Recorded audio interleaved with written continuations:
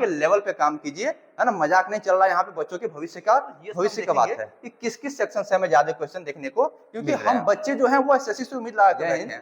तो उम्मीद है आप सभी स्वस्थ होंगे। तो आज हम बात करने वाले हैं 24 जुलाई फर्स्ट शिफ्ट, यानी कि जो अभी एसएससी सिलेक्शन पोस्ट का जो एग्जाम हो रहा है, इसमें जो आज का पहला शिफ्ट का जो पेपर था वो कैसा रहा, उसका लेवल कैसा रहा, है ना। तो बहुत सारे बच्चों से मिलने के बाद पता चला कि जो इस बार हमने एसएससी जो हम उम्मीद लगा रखे थे कि बहुत बड़ा रिफॉर्म होगा, ऐसा कुछ भी देखने को नहीं मिला। और एग्जाम का जो लेवल था वो बहुत ही कम था, बहुत ही कम। मतलब बच्चे 85, 90, 95, 100 क्वेश्चन अटेम्प्ट करके आए हैं, है ना। तो इसी पर हम विशेष चर्चा करेंगे कि कहां से कौन कौन से क्वेश्चन आ रहे हैं, इन सब चीजों पे हम विशेष रूप से ध्यान देंगे इस वीडियो में, ठीक है।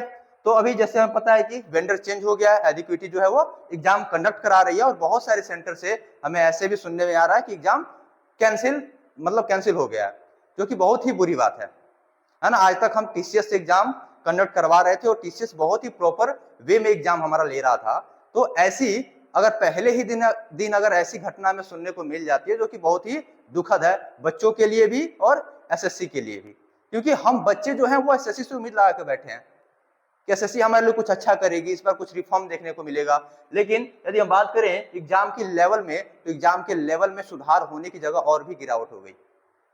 मतलब बच्चे इतने ज्यादा क्वेश्चन अटेम्प्ट करके आए हैं कि अगर आज के शिफ्ट का जो एग्जाम था, अगर इसी लेवल से आपका पेपर आता रहा तो समझिए कि आपका कट ऑफ 180, 190 जाएगी। ये लेवल था आज के एग्जाम का, है ना। मतलब लेवल के नाम पे खिलवाड़ किया जा रहा है हमारे साथ, हमारी मेहनत के साथ, है ना। तो हम बात करें तो जैसे हमें पता है कि टोटल 4 सब्जेक्ट आते हैं हमारे एग्जाम में, है ना, जिसमें मैथ्स आता है, रीजनिंग आता है, जीएस आता है ना, और एक बात करें तो इंग्लिश आता है। ये 4 सेक्शन हमें देखने को मिलते हैं हमारे एग्जाम में, टोटल 100 क्वेश्चन आते हैं, ठीक। तो जो भी बच्चे अगर सीजीएल की एग्जाम की तैयारी कर रहे हैं, जो एसएससी की एग्जाम, जो सीजीएल का एग्जाम होता है, सीजीएल का भी एग्जाम होने वाला है, जो भी बच्चे सीजीएल की एग्जाम की तैयारी कर रहे हैं वो मैथ्स में पूरे 100% स्कोर करके आते हैं, है ना। रीजनिंग में बात करें तो इसमें भी वही हाल रहता है बच्चों का, और वैसे ही इंग्लिश में भी बच्चे पूरा 100% ही स्कोर करके आते हैं, है ना। कुछ ही क्वेश्चन जो है वो कम होता है। जीएस एक बहुत बड़ा खेल खेलता था और जीएस के साथ भी क्या हो गया, खिलवाड़ हो गया, और इसके भी लेवल को बहुत ही गिरा दिया गया, है ना। तो हम मेजरली इसमें जीएस की बात करेंगे, क्योंकि मैथ, रीजनिंग, इंग्लिश से बहुत ही नॉर्मल सवाल आ रहे हैं, जो आप अगर बेसिक भी पढ़े हैं, बेसिक भी जानते हैं, तब भी आप सारे क्वेश्चन अटेम्प्ट कर ले जाएंगे। आपको इसमें ज्यादा कुछ ना ही सुनना है ना ही कुछ देखना है। हाँ बच्चा, जिसमें हम देखेंगे कि किस किस सेक्शन से हमें ज्यादा क्वेश्चन देखने को मिल रहे हैं। तो हम जीएस की यदि बात करें तो जीएस में यदि हम पहले बात करें हिस्ट्री, तो हमें हिस्ट्री से 1-2 क्वेश्चन देखने को मिले हैं, 1 से 2 क्वेश्चन देखने को मिले हैं। और जो मतलब जो क्वेश्चन आया है वो कहां से आया है, आपका मॉडर्न से और एंशिएंट से आया हुआ है, ठीक। अच्छा, हम बात करें यदि पॉलिटी से,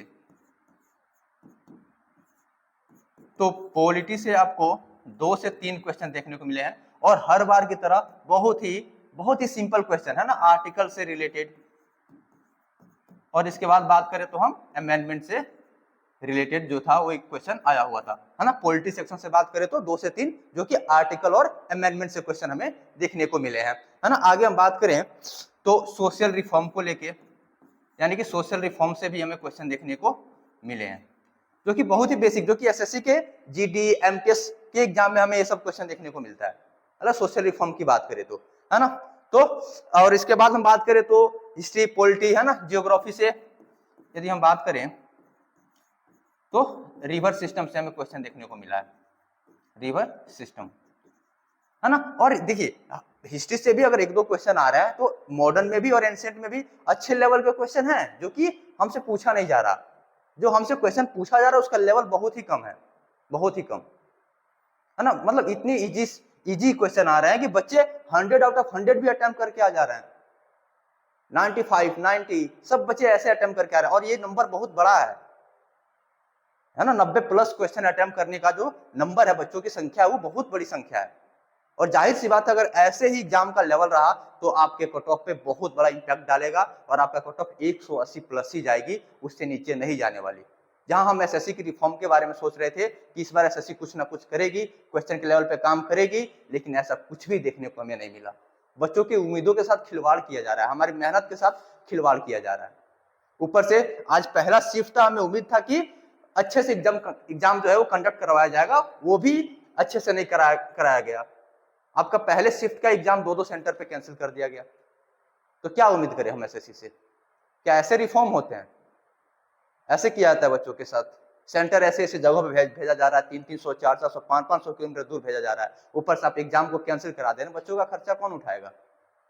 पैसे लगते हैं आने जाने में, खर्चा होता है। वो बच्चा जानता है कि वो कैसे मैनेज करके आता है, वहां सेंटर तक पहुंचता है, रातों को स्टेशन पे रुकता है, बस स्टैंड पे रुकता है, खाना तक उसे नहीं मिल पाता है सही से। और कैसे भी वहां उस सेंटर तक पहुंचने के बाद यदि बच्चे को ये पता चल जाए कि आज हमारा एग्जाम कैंसिल हो गया, तो सोचिए उसको कितना बड़ा दुख होता होगा। और उसके बाद से अगर एग्जाम हो भी गया तो क्वेश्चन का कोई लेवल ही नहीं है। ठीक, आगे हम बात करें तो जो करंट अफेयर सेक्शन है ये भी बहुत ही इजी था। जो करंट अफेयर सेक्शन था ये भी बहुत ही इजी देखने को मिला था। इसमें हमें स्पोर्ट्स से क्वेश्चन देखने को मिले हैं, स्कीम से भी क्वेश्चन देखने को मिले हैं। तो करंट अफेयर सेक्शन में बात किया जाए तो स्पोर्ट्स और स्कीम, इन दो चीजों से हमें क्वेश्चन देखने को मिले हैं आज के एग्जाम में। ठीक, तो ये सारा था वो जीएस का सेक्शन था, है ना। साइंस से देखा जाए तो जो साइंस है, साइंस में हमें बायो से क्वेश्चन देखने को मिला है। एक ही क्वेश्चन आया था जो कि बायो से आया हुआ था, है ना। तो इस बार जो एग्जाम कराया जा रहा है एसएससी के द्वारा, जो हमें उम्मीद था वैसा नहीं हो रहा है और एग्जाम के लेवल में बहुत ही बड़ी गिरावट देखने को मिल रही है ना। और जो बच्चे हैं, कुछ बच्चे बता भी रहे थे कि कमेटी से भी हमें क्वेश्चन देखने को मिला था, है ना। तो ये मेजर सेक्शन है जहां से हमें जीएस में क्वेश्चन देखने को मिल रहा है और बच्चे बहुत ही नॉर्मल और बहुत ही आसान क्वेश्चन आ रहे हैं। बच्चे लगभग सारे क्वेश्चन अटेम्प्ट करके आ जा रहे हैं। तो अगर यही एग्जाम का लेवल रहा तो इस बार आपका कट ऑफ और भी हाई जाने वाला है। आप लोग तैयार रहिएगा अपने एग्जाम को और अच्छा करने की कोशिश कीजिएगा। हाँ, हमें पता है कि एसएससी हमारे साथ अच्छा नहीं कर रही है, लेकिन हम क्या कर सकते हैं? हमारे हाथ में बस हमारा मेहनत है, अपनी मेहनत को करते रहिए, एग्जाम सेंटर तक पहुंचिए और अपने रिजल्ट को और बेहतरीन कीजिए।